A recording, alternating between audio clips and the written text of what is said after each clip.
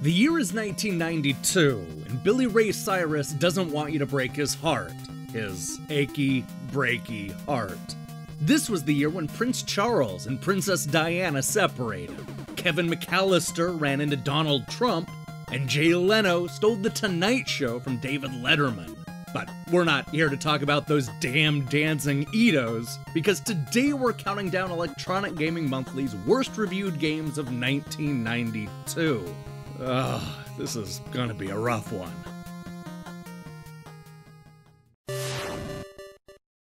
By 1992, Electronic Gaming Monthly was starting to lose interest in the last generation.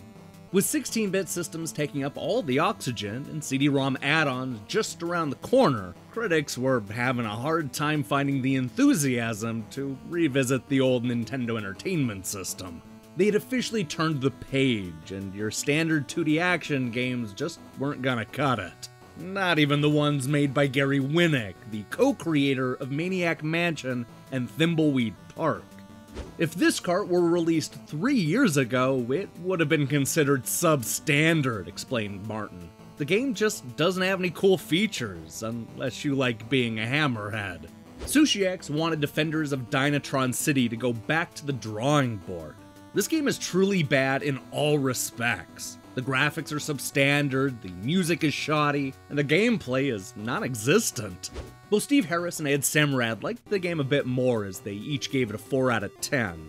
This game does possess many of the features you find in the best action games, but the execution and overall composition of the title comes up short. Yeah, it sounds like Gary Winnick was out of his element on this one. With 3s and 4s, Defenders of Dynatron City averages a 3.5 out of 10.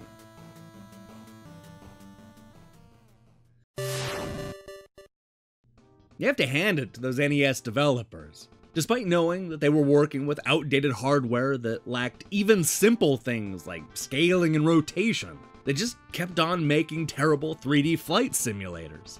We've already talked about a few of the lesser attempts in previous episodes, and F15 Strike Eagle is no exception. This type of 8-bit game wasn't even convincing in a pre-Pilot Wings world, so don't expect the critics in 1992 to give it a pass. An 8-bit flight simulator. Need I say more? Martin continued. Graphically, this card is uneventful. The first-person graphics are choppy and offer very little realism. Ed seemed to finally come to the conclusion we all figured out a long time ago. I guess there are things that an 8-bit system just isn't capable of doing. Oh, his innocence is so adorable. Just a darling quote.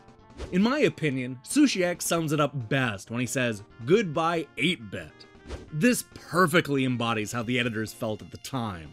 With so many Genesis and Super NES games to play, nobody wants to go back to the limitations of 8-bit. I'm not a psychic or anything, but expect this frustration to rear its ugly head again in future episodes.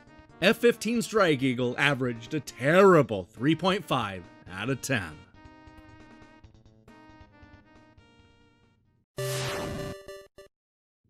As those of us who played through the Disney Afternoon collection, Capcom had a good thing going with games like DuckTales and Chip 'n Dale's Rescue Rangers. Unfortunately, Interactive Designs wasn't having the same luck. Their first attempt was a poorly received version of Tailspin, which nobody liked and even fewer people remember. They outdid themselves 1 year later with Darkwing Duck, a Hue card so bad that it manages to rank as the 3rd worst game of 1992. Let's get dangerous. Darkwing Duck brings together most of the elements we've seen before in popular action adventures like Mario and Sonic, starts Steve, who sounds like he almost likes the game. But instead of creating an atmosphere of intensity and building upon the option to enhance the play mechanics, Darkwing Duck put me to sleep with a lack of interaction and challenge.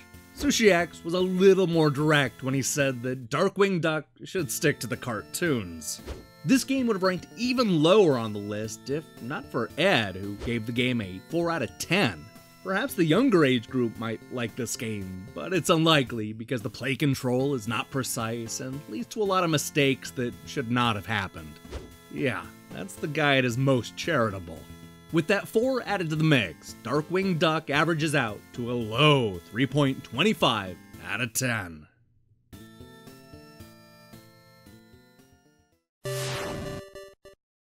Between Bill and Ted's Excellent Adventure and now Back to the Future Part 3, I'm starting to get the feeling that acclaimed subsidiaries may not be especially good at making time travel fun. It's almost as if they go out of their way to avoid everything people actually liked about these movies, choosing instead to focus on everything that doesn't matter. That's certainly the case with Back to the Future Part 3, a miserable minigame compilation that veers wildly between being completely unplayable and the worst experience you've ever had. Back to the Future 3 should go back to the programmers, explains Martin. This is one cart which is missing the boat entirely. There was no fun at all when I played through it. In fact, the game is so bad that it had Sushi X offering free suggestions.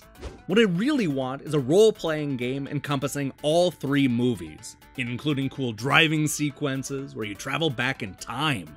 I got some bad news for you, Sush. The game you want will never come out. Look, as far as I'm concerned, all these critics are being too kind. Back to the Future Part 3 is a mess. It's the kind of game that's easier to play when your controller is unplugged, the kind of game that makes you want to toss your Genesis into the trash. It has no redeeming qualities, and those threes are way too kind. With an average of 3.25 out of 10, this truly is one of the worst reviewed games on the Genesis.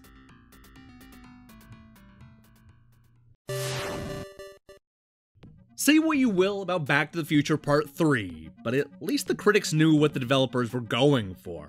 That was definitely not the case when it came to Battle Master, which Electronic Gaming Monthly described as a fantasy arcade adventure set in a world of myth and feudal strife. This game was so baffling that critics didn't even know if they were playing it right. I guess I'm out of touch at whatever this cart is trying to be, explains Steve. When I think it's a strategy-oriented RPG, the overwhelming number of tasks that must be attended to does little more than slow down the pace of the action to a crawl. Ed argued that while it's true that role-playing games tend to move slower, and that's the way die-hard fans like it, this one moves slower than the rest and is not worth playing.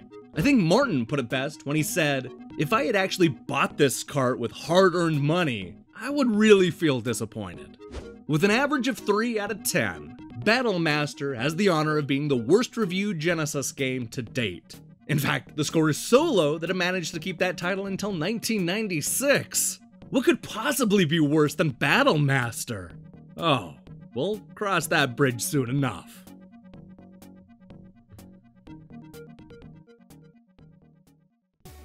Hey, thanks for watching us count down the worst games of the year. So, here's the question I have for you. What do you think is the worst game of 1992? Obviously, it doesn't have to be a game on this list. Don't forget that this was the year that brought us race driving on the consoles, and Bart Simpson went head-to-head with the entire world. Personally, I think the Super Scope 6 was an unmitigated disaster. Let me know your thoughts in the comments below. In other news, we'll be back tomorrow with a review of Neon Drive, followed by a game called Tidewog ver Niemand. What does that even mean? Find out when you click the subscribe button and support what we're doing here. Until then.